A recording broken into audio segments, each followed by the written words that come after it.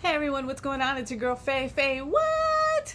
So, you must be wondering why I have this very odd hat on and why I look so ridiculous. Well, this is kind of how I felt speaking to my mother-in-law the other day. Let me know if you guys have been through the same thing. How do you speak to an old school Latina mother and have an honest, truthful, educational conversation about racism, about the protests, about George Floyd?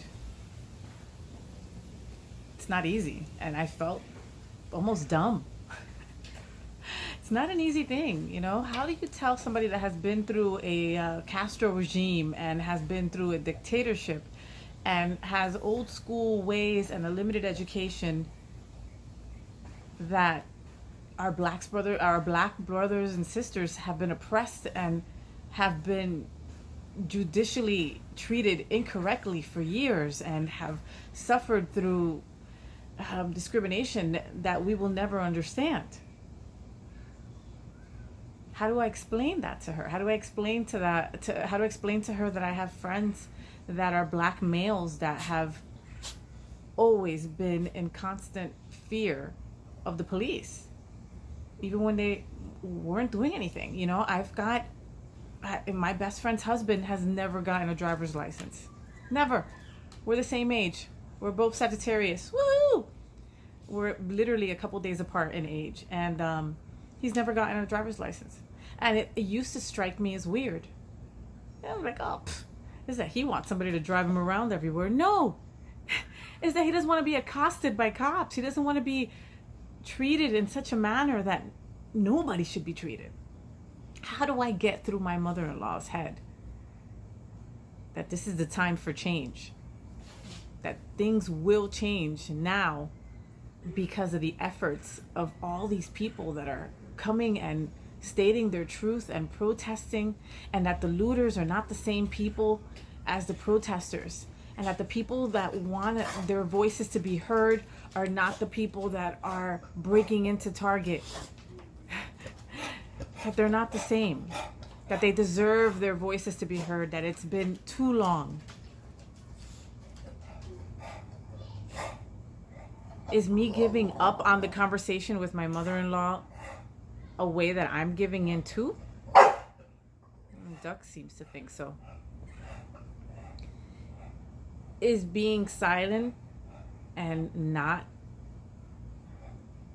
furthering the conversation me not being there for my black brothers and sisters?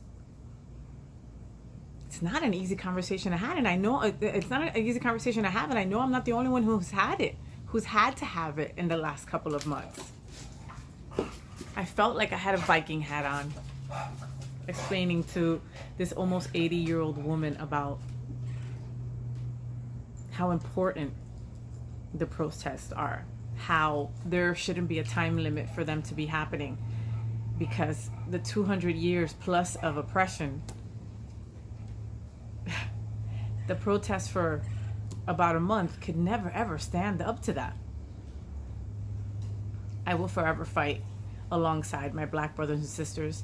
You know, I know that the Stonewall riots started with a black trans woman. And that's a debt that I will always have to pay, that we should all in the LGBT community be prepared to pay and stand alongside. Well, I might have given up after a half-hour conversation, but because of you guys, because of this video, I'm going to readdress. I'm going to come back with some more info, and I'm going to make it that I won't feel like I'm wearing a Viking hat while I'm talking to her.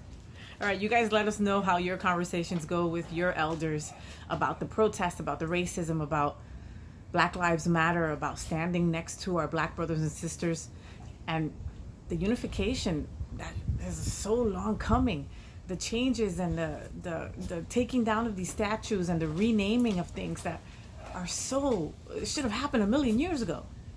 You tell me how those conversations are playing out in your home, and we'll definitely talk about it on one of the upcoming segments of FayWhat. Thank you for always giving me a place to speak my truth. I love you guys. Make sure that you subscribe today and tell your friends to subscribe as well.